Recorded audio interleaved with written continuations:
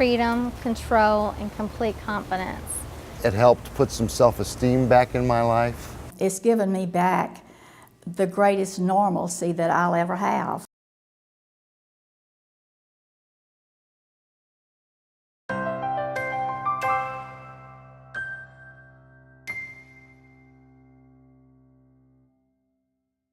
Inflammatory bowel disease is a broad category. Its characteristics are inflammation and irritation of the entire digestive tract. When you talk about ulcerative colitis and Crohn's disease, which are the two major categories of inflammatory bowel disease, sometimes they're very hard to distinguish. Ulcerative colitis is usually isolated in the colon and rectum and impacts the surface of the colon, whereas Crohn's disease is the entire digestive tract, so basically from the mouth all the way down. Now, when you talk about those two disease processes, you usually try to treat initially with medication, but when somebody is not responding, then you usually will recommend surgery. There's another disease called familial polyposis, and those individuals are also lumped into inflammatory bowel disease when you talk about a broad disease heading. However, it's a little bit different. Those individuals have hundreds to thousands of polyps that resemble mushroom shapes, and it's very, very highly cancerous, to the tune that the only treatment for these individuals is colon removal, and colon removal is called proctocolectomy. The other category is other, and those are individuals that perhaps have sustained some type of trauma, and they perhaps will need their colon removed. There are three major surgical alternatives if you require having your colon out. One is a conventional Brook ileostomy, where you have part of your small intestine protruding out from usually your right lower quadrant area. That will require an outside bag or an appliance. The second is also called an ilioanal or J pouch, where your pouch is made but connected to your anus. With that, you're having bowel movements through your bottom, but having multiple bowel movements a day. And a third option, which we're really here to talk about predominantly today, is an internal reservoir that is continent. BCIR stands for Barnett Continent Intestinal Reservoir. It is an ostomy, but it is an ostomy that is free of an appliance. It is an internal reservoir made out of your small bowel, and it stores your body waste, your fecal material, and the gas. A person would be considered a candidate for a Barnett Continent Intestinal Reservoir predominantly for three major reasons. One is an unsatisfactory ileostomy or having troubles with your ileostomies. Another candidate would be someone who has a failed Koch pouch or ilioanal type anastomosis as well. Again, also someone who primarily is losing their colon or needs to lose their colon because of the diseases that we've talked about already, such as ulcerative colitis or familial polyposis.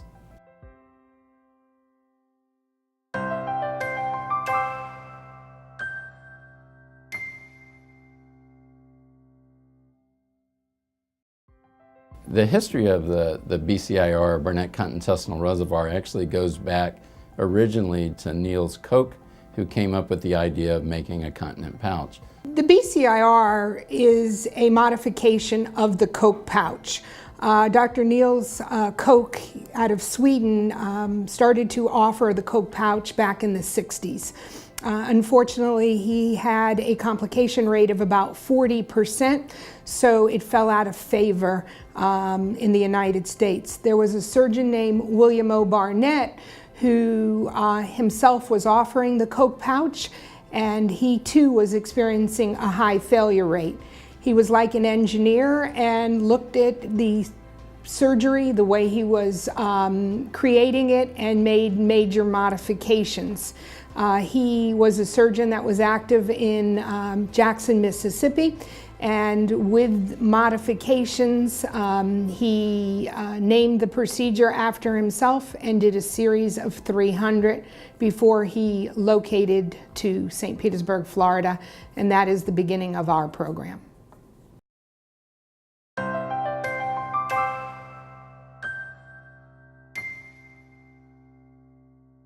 The BCIR, or Barnett Intestinal Reservoir, is created out of your small intestine, which is the only intestine that you have left after removing your colon. And so as we make a pouch, it is going to use about the last 2 feet of your small intestine, and we make what we call a nipple valve into it, and that's what allows it to be continent. The plus is that you don't have to have any outside tissue protruding, and we can also place it very low in the right lower quadrant in a cosmetically more appealing area. The BCIR stoma is flush. If you were to take your hand and rub your belly, there's nothing protruding as with a traditional ileostomy. It's very small. It resembles a buttonhole to a lady's blouse or a shirt. There's nothing that will come out of it other than some moisture, which we refer to as mucus. So there is no stool or gas leaking out of it.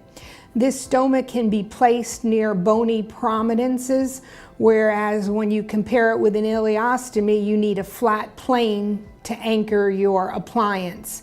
It can be placed anywhere on the abdominal wall, and most people will opt for it to be very low, right above the pubic hairline. That enables people to wear whatever clothes they want to without being able to see this stoma.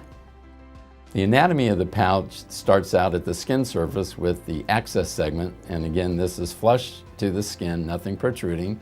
It then goes into the valve, which allows it to be continent. Again, the valve is also made out of your own intestine.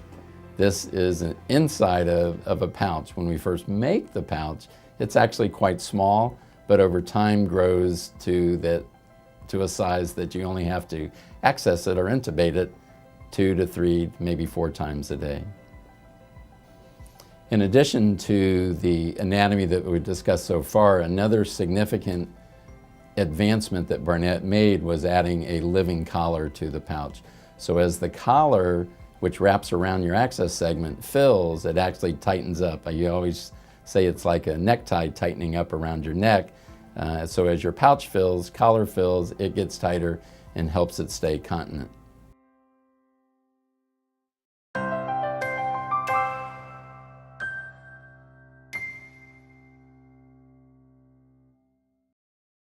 The capacity of an internal reservoir initially is only about 75 cc's, or a couple cups of fluid. And so earlier on, it is quite small, but over time it's going to grow to 11 or 1200 cc's, and this is what allows you the ability to not have to access it or empty it near as often. The process of draining the BCIR is called intubation.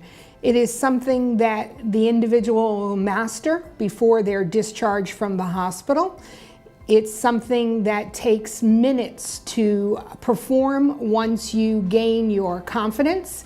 It involves lubricating a soft catheter and inserting it into your stoma, pointing it downwards, and by gravity your fecal material and your gas will come out. There's no pain involved because there's no nerve endings, and it is performed about 2 to 4 times on the average. Most of our patients do not wake up in the middle of the night to empty their BCIR unless perhaps they've eaten extremely late and they're not used to it, or they've eaten some Mexican food and it's not part of their dietary regime on a regular basis. There are a lot of options to cover the stoma. It is necessary for most because it will put out some dampness, some moisture. We have some people that use a very small Band-Aid that you would use on a child's knee if they scraped it up. But more times than not, individuals will take a larger Band-Aid and secure it over the stoma. If they don't want any adhesive, they're going to use some toilet tissue, and if they wear a undergarment that's form-fitting, it'll hold the tissue right on top of the stoma. Other options are some absorbent pad that has a strip of tape to it, such as a lady's panty liner. And they will cut that in half, put the adhesive tape to their undergarment, and this absorbent pad will just hover right over the stoma.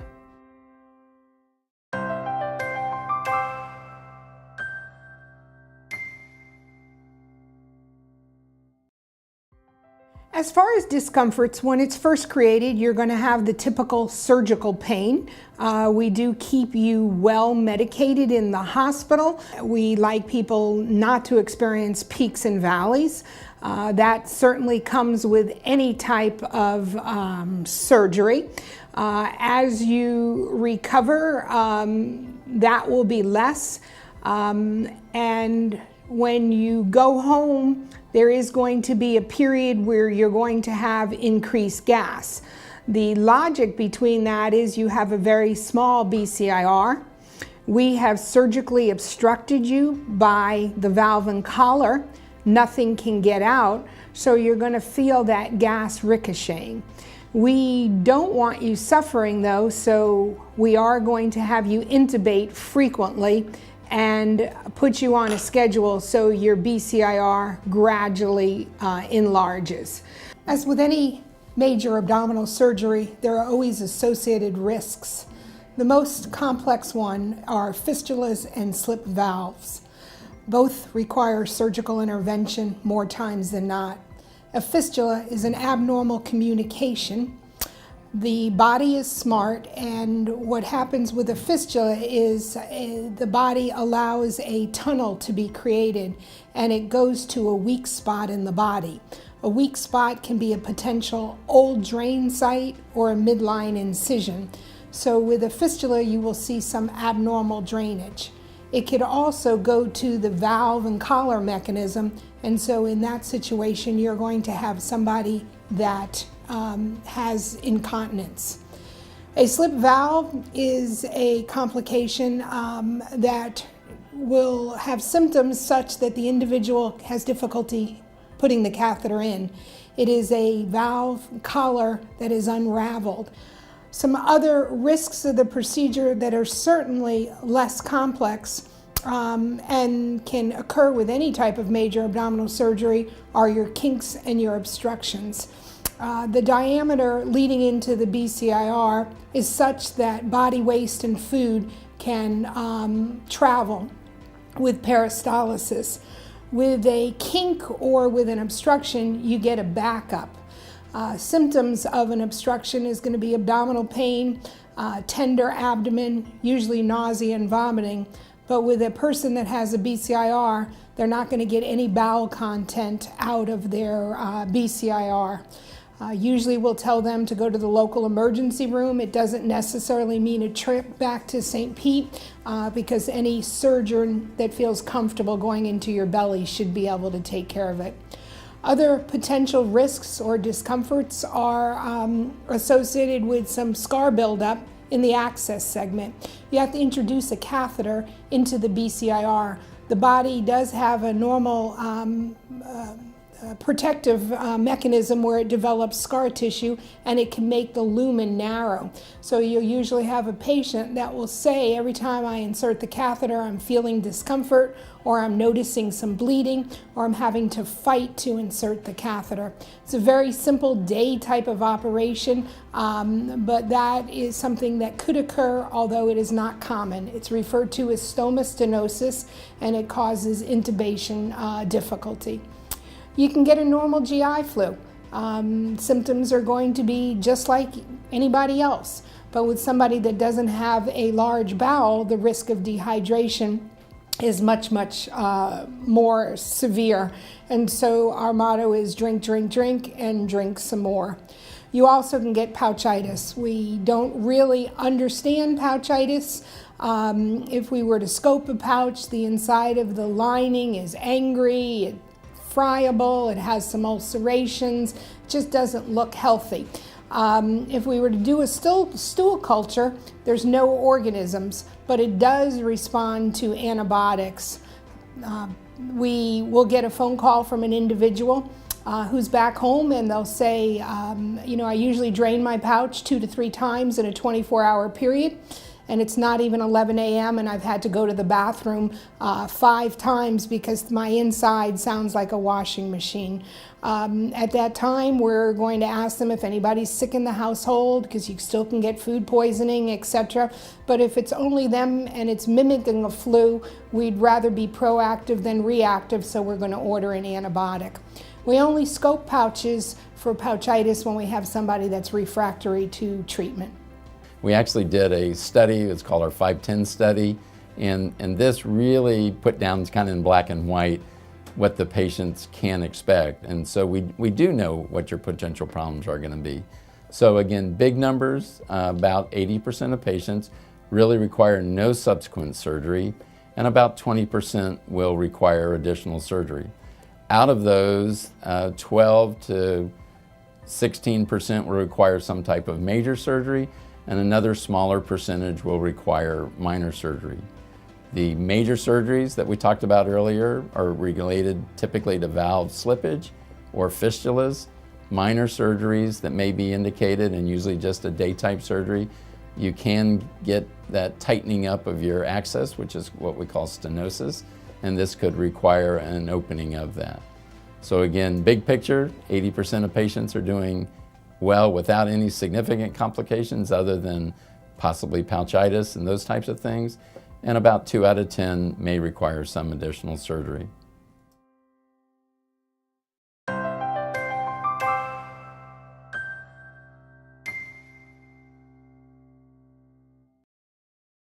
The typical time in the operating room can vary from patient to patient, but on the average it's about 4 hours. The mass majority of our patients will go back to a unit called 2 East, or the BCIR unit. The accommodations are a private room where we do allow a significant other to stay during the entire hospitalization.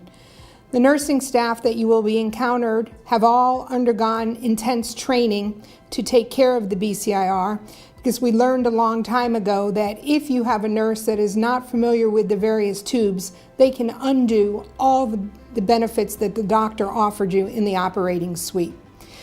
Everybody is going to have a calendar that's placed on the wall, and it really is just a plan of care that we follow.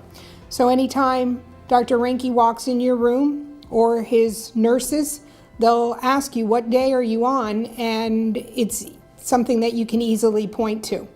Initially after surgery, you are going to have a central line that's going to be inserted in the operating room. You'll have IV fluids and IV antibiotics and pain medication administered through there. We don't use that tube that everybody is familiar with called a nasogastric tube. Instead, in the operating room, we insert a gastric tube that's in your abdomen. It is very, very comfortable when you compare it to the nasogastric tube, and it is removed right at the bedside once we're confident that your bowels have woken up and that you're going to be able to tolerate food.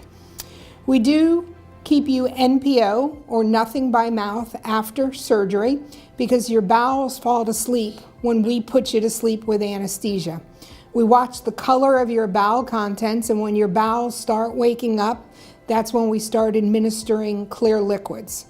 We, in the interim, have people well hydrated and well nourished with IV fluids and hyperalimentation, or as some know it, TPN.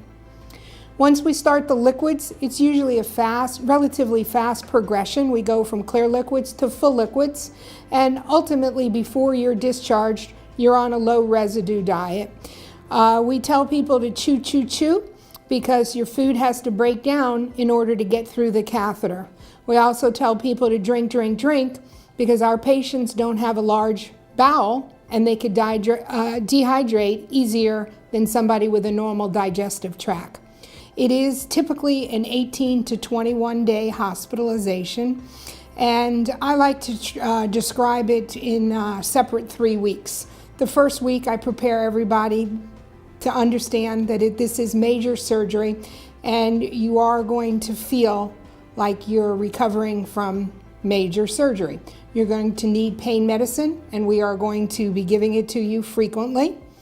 You may not be happy when the nurse says, "I'm getting you out of bed," but it's necessary. You won't be eating, but on the other hand, you're not going to be hungry. So again, the first week is typical recovery from major abdominal surgery. The second week, you're striking up your independence. We encourage everybody to get dressed. We teach people how to disconnect some of their tubes, and we allow them to roam the halls for 20 minutes every hour. So the patients, although they are happy they're still with us, are striking up some independence. The third week, the typical patient is bored to tears, wants to go home, doesn't understand why they have to stay with us so long. But as I already alluded to, our patients are traveling to us a great distance, and we want to make sure that there's a confidence level when they go home and that they understand how to drain their pouch, they understand signs and symptoms of pouchitis and potential complications. The care that I received at Palms of Pasadena Hospital was excellent. The nurses are fabulous. They listen to you, take time with you, answer questions. They become part of your family, and I value their friendships.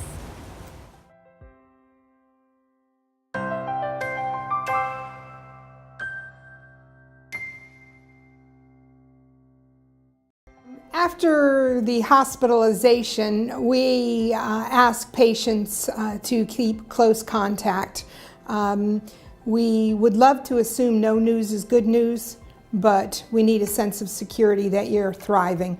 So our general rule of thumb is that we want you to call once a week for a progress report for the first 6 to 8 weeks.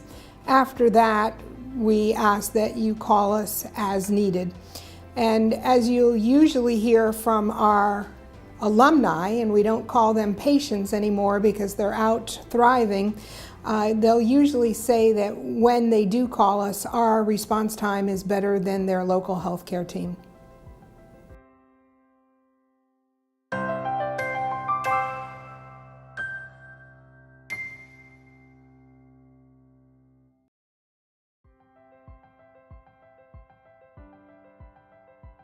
The BCIR procedure has been performed at Palms of Pasadena Hospital since 1988.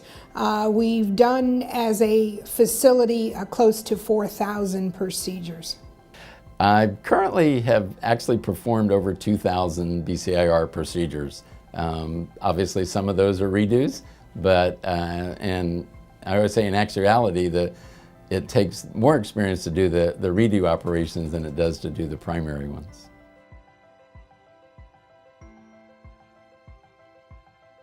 I often get asked why your local surgeon and/or docs didn't tell you about this procedure. And I would say to you, ask them why they didn't tell you about it, because in actuality, it is in all of their materials and is available to you. I truly say though, my job as a doc should be to tell you what your options are. And with regards again to the BCIR, those options predominantly are ileostomy, an ileoanal J pouch, or a continent pouch, either a Koch or a Barnett. And it should be your job as the patient to decide what option you want to choose.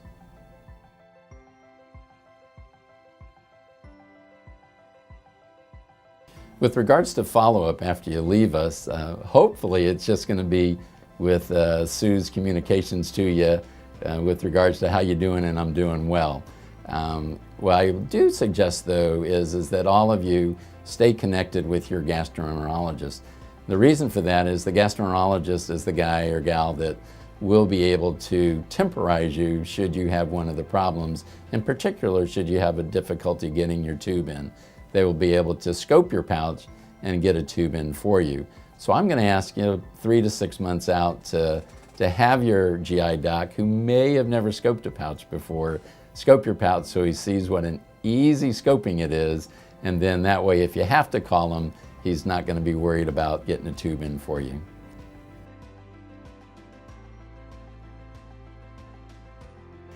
From a practical standpoint, we actually just had a gentleman over from England getting some training with regards to the pouch, and we're currently in talks, communication with our current parent company that has Palms of Pasadena Hospital to try to get a fellowship program going. I've also recently communicated with the colorectal surgeons at the University of South Florida, which is in Tampa, just north of us.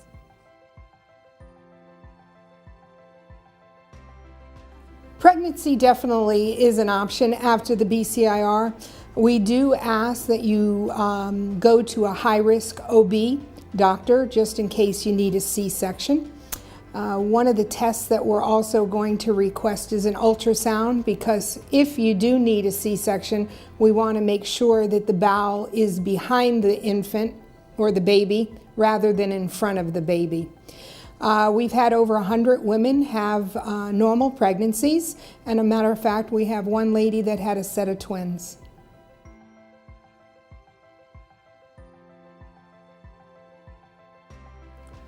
The one disease that might preclude you from having a pouch created is Crohn's disease. We really don't totally understand all these diseases, but we do know that Crohn's can theoretically happen anywhere from mouth to anus.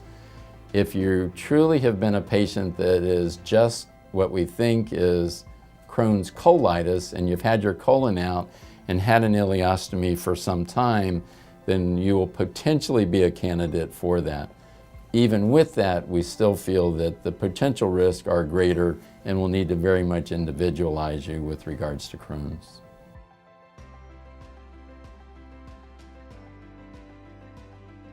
Patients who have a colostomy, which is different from an ileostomy, again, colostomy is your large intestine with an appliance on the outside, and an ileostomy is your small intestine.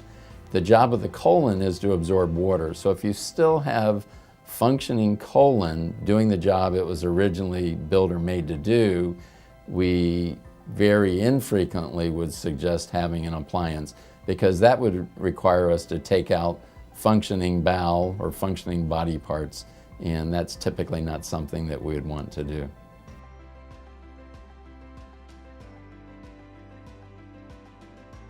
Depending upon your disease process will determine whether or not you actually have to lose what I call lose all of your bottom. And with regards to that, that would be your sphincter muscles in the bottom. Patients with ulcerative colitis, that can involve all of your colon really down to the anus. And so it is imperative that we take out all of that tissue. And so typically, if you're not a candidate for an ileoanal J-pouch or opt not to have that, we are going to remove all of the tissue, which includes your bottom. Otherwise, you're leaving some mucosa or inside lining of the intestines that may develop a cancer down the road. It's better than any other alternative that I know of. It's given me the freedom, I guess, to be myself and to live my life the way I want it to. Those of you that are considering BCIR, one of the things that I highly encourage you to do, and actually will kind of make you do it, I want you to talk to other patients that have had a Barnett-Cunt intestinal reservoir. And I actually tell you, I want you to talk to the patients that have had problems, because I know the 80% plus that don't really have problems are going to have just phenomenal quality of life from their BCIR.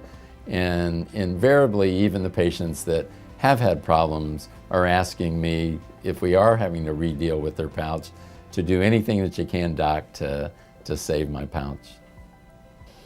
If you're considering the BCIR as an option, I first and foremost need to impress upon you that this is major surgery.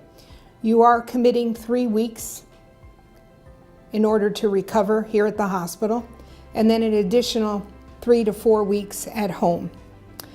I also would encourage you to talk to patients. Knowledge is power, and the patients are the best spokespeople for this procedure. We distribute a list This list is patients who volunteer to be on the BCIR. A lot of them have had success stories, but some of them on that list are patients that have had complications. Again, this is major surgery. It provides freedom, control, confidence, but there are also some associated complications. When you speak to these patients, you need to ask them what their experience has been. Would they do it over again? How much pain have they had related to it? And what is a day with the BCIR like?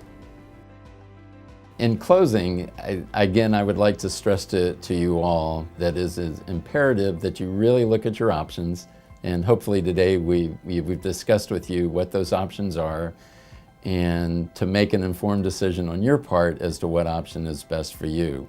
Again, with regards to the BCIR, again, you heard me say it earlier, but instead of your bagger bottom controlling you, you truly are in control. And that, to me, is what gives you that quality of life that you may be looking for.